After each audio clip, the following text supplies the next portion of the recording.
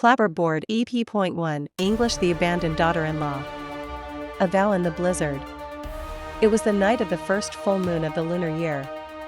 A biting wind tore through the narrow alleys, and heavy snow fell from the sky as if it meant to bury the world entirely. The great gates of the Kim family estate, proud of having produced generations of high-ranking officials, swung open with unusual violence that night. The one thrown out into the snow was the daughter-in-law, Seil-hee. Strapped tightly to her back was her infant daughter, barely a year old, wrapped in a thin cloth. The baby's small body trembled uncontrollably from the cold. Seil-hee's feet had long lost all sensation, and her skirt was stiff with frozen mud and snow. 3 daughters, her mother-in-law spat coldly. 3 useless girls, and you dare cut off this family's bloodline? Her voice was sharper than the blizzard itself. As long as I live, I will not tolerate such disgrace. Do not ever cross this threshold again. With a dismissive wave of her hand, the woman turned her back. Clinging to her last shred of hope, Seil-hee looked toward her husband. He said nothing. For a brief moment, their eyes met. And then he looked away. That single, indifferent gesture pierced her heart far deeper than all of his mother's insults combined. Seil-hee collapsed onto the freezing wooden floor and struck her forehead against it. Just once, please. At least spare the child. No answer came. Only the heavy slam of the iron gate. The sound of the bolt being drawn shut. In that instant, Seil-hee understood. She had been completely erased from this household. She had nowhere to go. Clutching her daughter's ice-cold hands, Seil-hee turned toward the snow-covered mountain path. Her toes were numb, her breath ragged.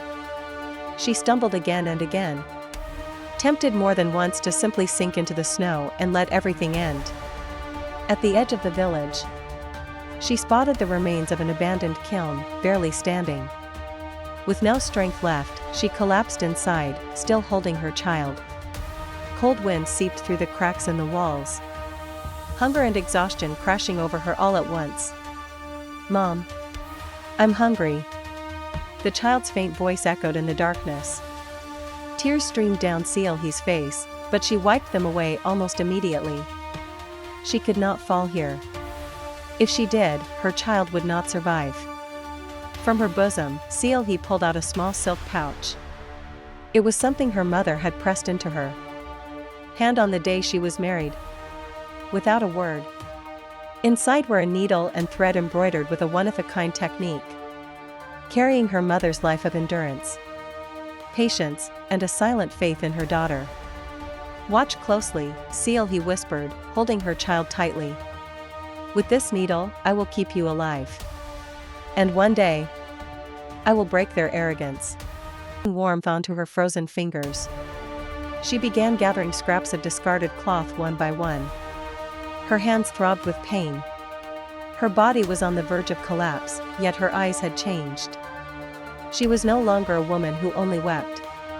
That night, abandoned in the heart of a blizzard, Seil-hee learned how to survive. And that night marked the end of a woman's long silence and endurance, and the beginning of a cold, relentless retaliation. Clapperboard EP.2 English The counterattack begins with embroidery. The snow showed no sign of stopping. Inside the crumbling kiln, Seil-hee endured another night. Each time the cold wind slipped through the cracks in the walls and disturbed her child's shallow breathing. She tightened her arms around her daughter. Sleep never came. Whenever she closed her eyes, the gates of the Kim estate appeared before her. The sound of the bolt sliding into place, echoing relentlessly in her ears. At dawn, Seil-hee slowly pushed herself up. Her hands, frozen through the night, were swollen, and her toes remained numb. Yet her child was alive, miraculously so. Seil-hee pressed a kiss to her daughter's forehead and whispered to herself, "We survived another day." As she stepped outside the kiln, she scanned her surroundings. The abandoned outskirts of the village were dangerous, yet hidden from prying eyes. It was both a threat and a refuge. Seal began gathering discarded rags and scraps of old cloth nearby. Their colors were faded, riddled with holes, but to her, they were enough. Settling into a corner of the kiln, Seal took out the small silk pouch. The needle, the thread, and her mother's touch. As a child, Seal used to fall asleep watching her mother embroider late into the night. Her mother had always said, "This needle lasts longer than money. The skill in your hands can never be taken away." Only now did those words pierce her heart. Seal seated her child beside her and carefully placed the needle into the cloth. The first stitch was clumsy. Her fingers trembled. But after a few more, memory awakened her body. The thread began to move across the fabric as if alive. What emerged were not simple patterns, but flowers and birds that seemed ready to breathe. Her daughter's eyes sparkled. "Mom, it's pretty." At those words, Seal's chest tightened. This stitching was not merely making clothes. It was keeping her child alive and rebuilding herself. Days passed. By day, Seal collected cloth. By night, she embroidered. Her hands cracked and bled, yet she did not stop. One afternoon, an old woman passing near the kiln paused in her steps. "Did you make this?" The woman's eyes were fixed on the embroidery. Seal nodded. The woman stared in silence for a long while, then spoke softly. "I haven't seen patterns like this in years." That day, Seal exchanged one piece of cloth for a small sack of rice. It was a minor trade, but to her, it felt as if the world had opened again. The rumor did not spread loudly, but it traveled quietly. "There's a woman on the outskirts of the village," people whispered. "Her needlework is unusual." Seal realized then. There was no need to shout. She only had to prove her existence slowly, but unmistakably. One night, as the darkness deepened, Seal suddenly stopped her stitching. Something in the patterns had changed. Where there had once been only flowers, roots now appeared. The bird's wings carried strength. Her own heart was seeping into the tip of the needle. Cradling her child, Seal whispered, "Just wait a little longer. Your mother will stand before that gate again." But it would no longer be a gate she approached to beg. It would be the gate of a woman who returned on her own strength. Not a nameless outcast, but someone who had reclaimed herself. Since the night she was abandoned in the blizzard, Seal's counterattack had begun like this. Quietly and irreversibly. United States EP.3, English, when the name begins to spread. More footsteps came to the kiln. At first, just one or two. Soon, people took long detours to reach her. Seal never asked why they came. She only lifted her needle and pressed her time into the cloth. That's how rumors begin. Not with loud voices, but with quiet truth. There's a woman on the village edge. They say her embroidery is alive. Her name was missing. And she was fine with that. Trust mattered more than names. One day, a wealthy merchant arrived with fine silk. He named a price, far beyond her imagination. Seal shook her head. "It's not ready for my hands yet." "It's not the price," she said calmly. "It's the story." That day, she stitched roots instead of flowers. Intertwined roots, holding each other upright. "I've never seen embroidery like this," the merchant whispered. "Because it doesn't disappear," she replied.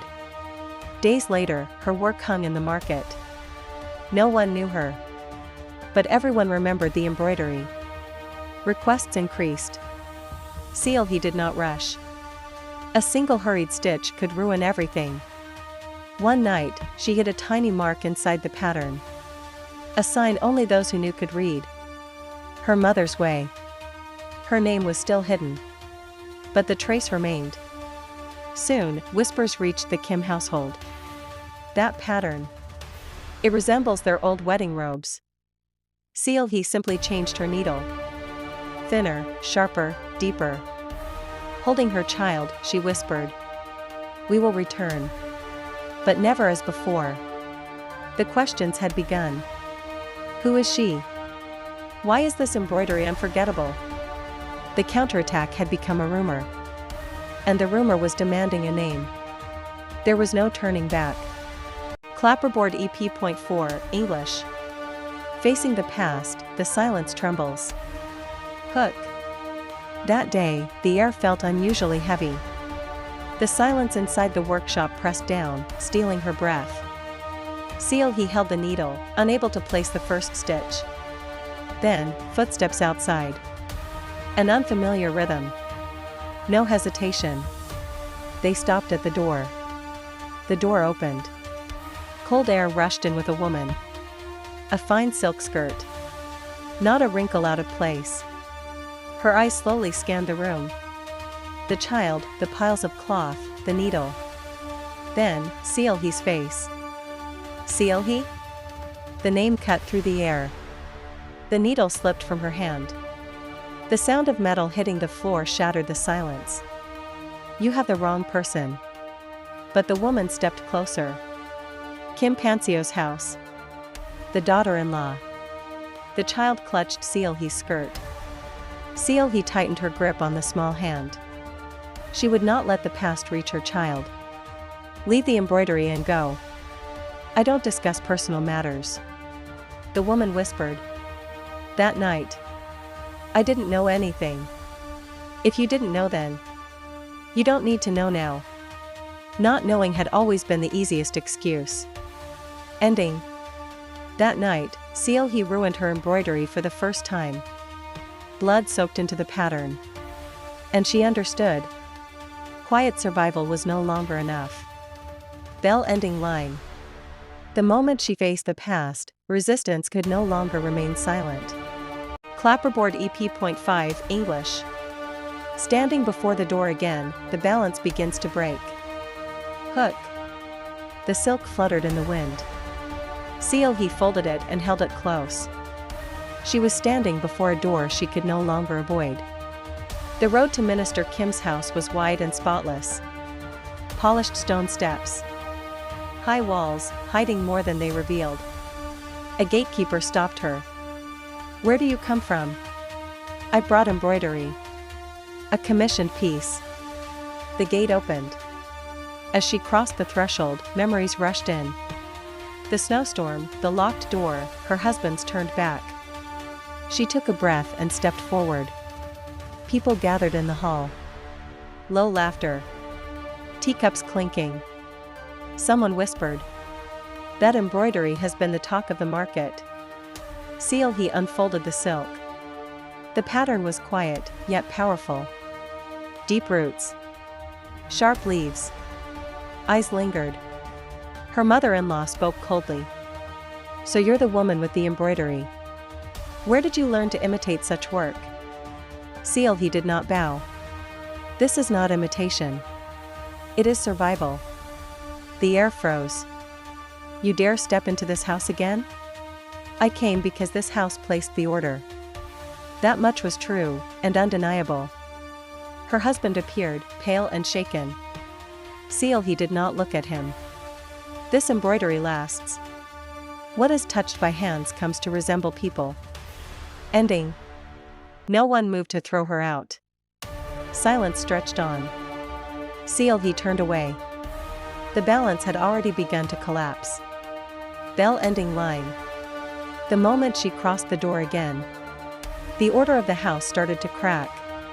United States EP.6, English. When silence begins to crack. Hook. After that day, the air inside Minister Kim's house changed.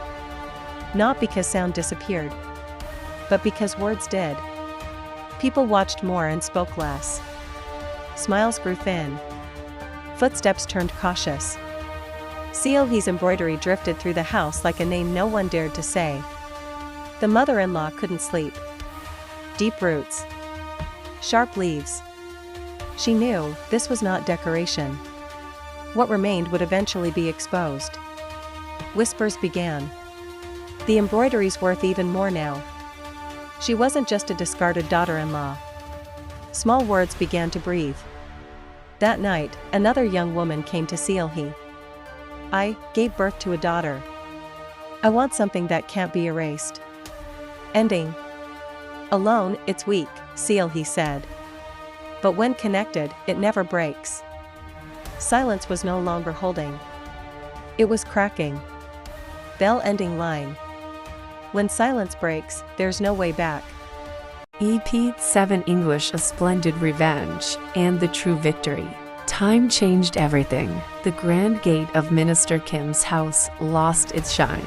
The walls cracked. A family once drunk on power collapsed under reckless business deals. And a husband's wasteful, indulgent life. Money leaked away. People turned their backs. All that remained were pride, debt, and a fear that tightened every day. Their last hope was Wolguang Merchant Guild, the greatest merchant house in the capital. Without its support, the fall would be final. For the first time in her life, the mother-in-law bowed her head. That day, the Kim family stood before the Wolguang estate. A towering gate, perfectly aligned pillars, an air of quiet authority. They waited, repeating the same thought over and over. Just this once, please. Then a palanquin appeared. The silk curtain lifted, and a woman stepped down. Elegant silk robes, a composed, commanding presence. She was Lady Sealyoung, the true master of Wolguang Guild. The mother-in-law and the ex-husband bowed deeply.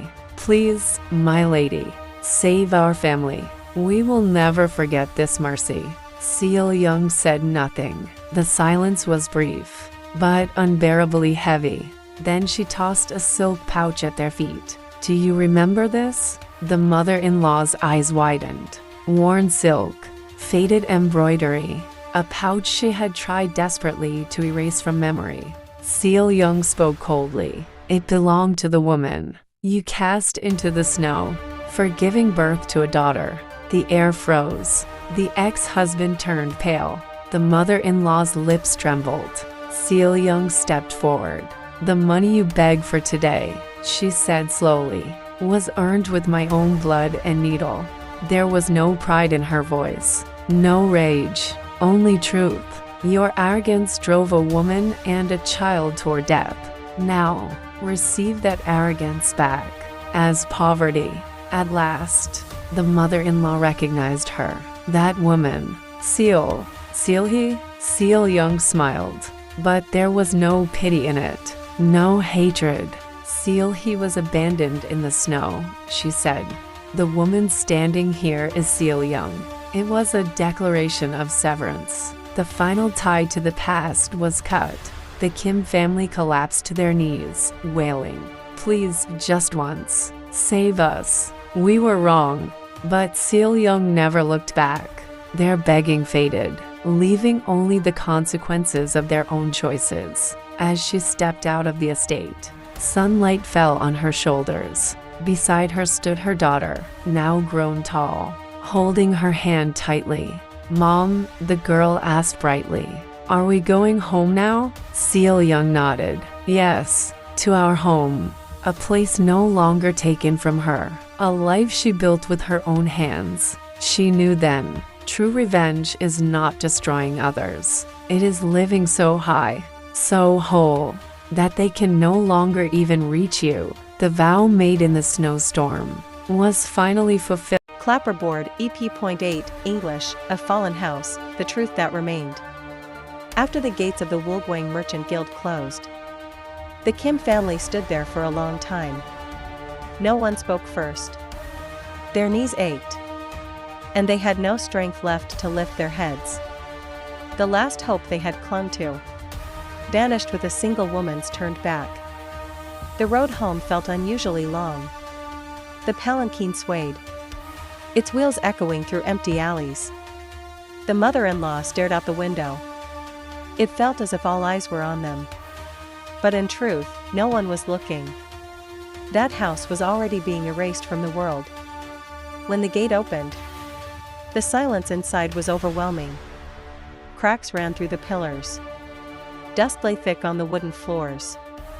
once filled with voices. The house now echoed with nothing. The mother-in-law staggered into the inner quarters and collapsed to the floor. In her hand was still the silk pouch, the one Seal Young had thrown before her. The memory of abandoning a woman in a snowstorm returned, heavy with its weight. What did I do so wrong? It wasn't a question for anyone else. It was one she asked herself. For years, she had believed she was right. That anything was justified for the family. That the weak could be discarded. But the face she saw at the Woolgwang estate.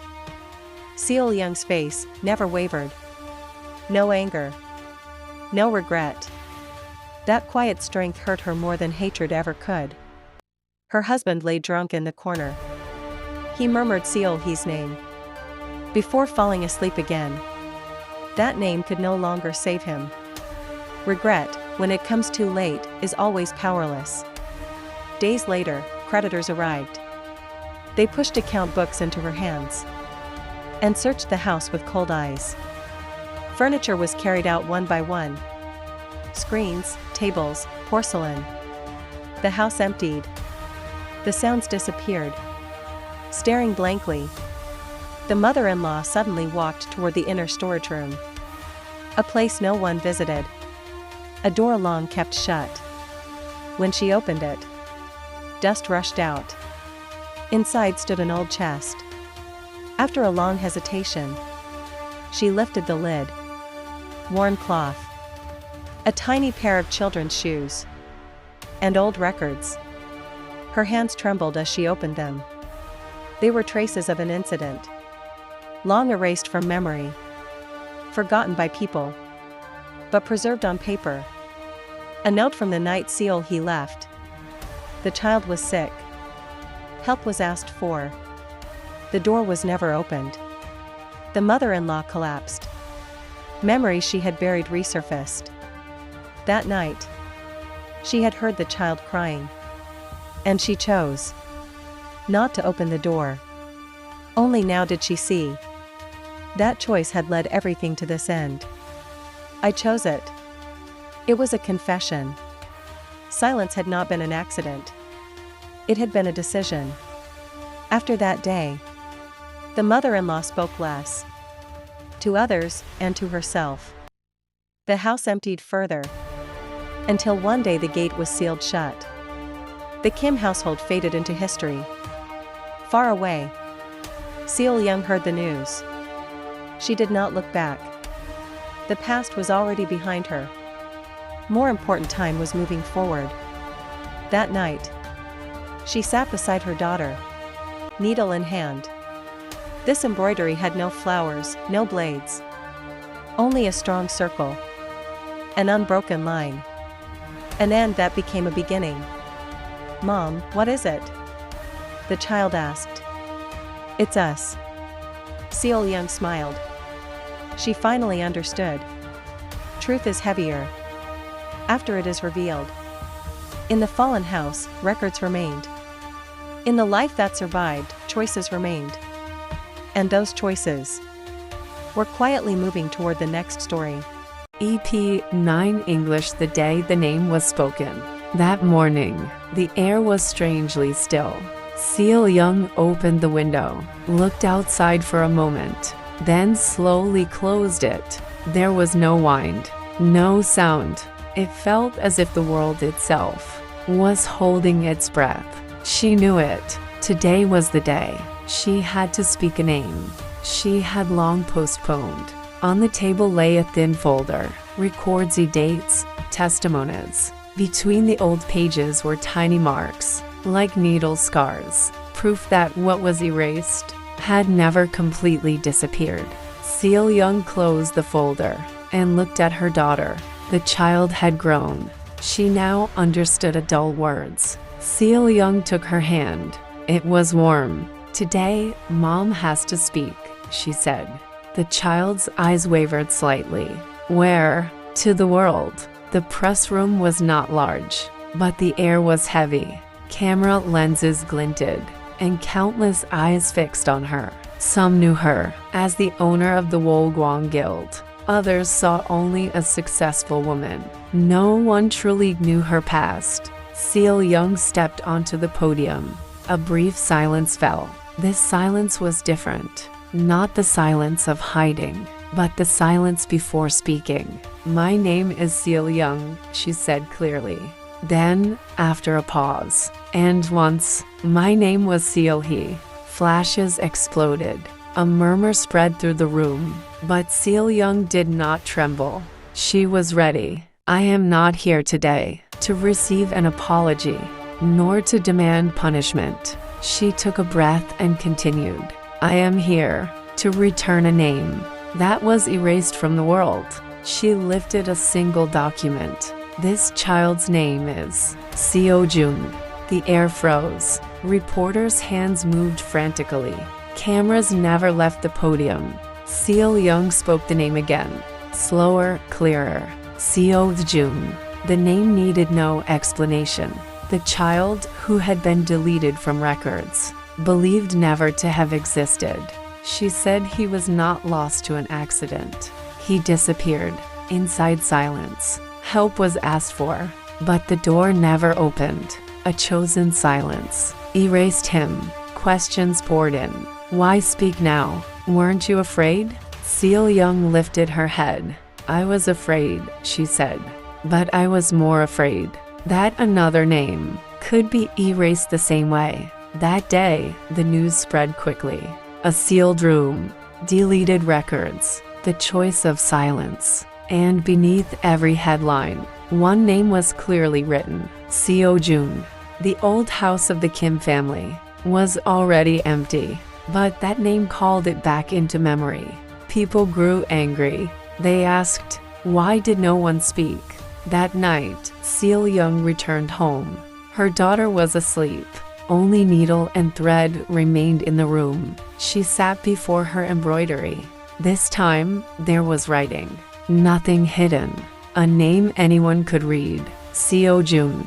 She put the needle down and looked at the name for a long time. To speak a name is to allow memory to live. It is a promise, not to erase it again. From that day on, Seal Young no longer ran away. The words had begun, and silence could not return.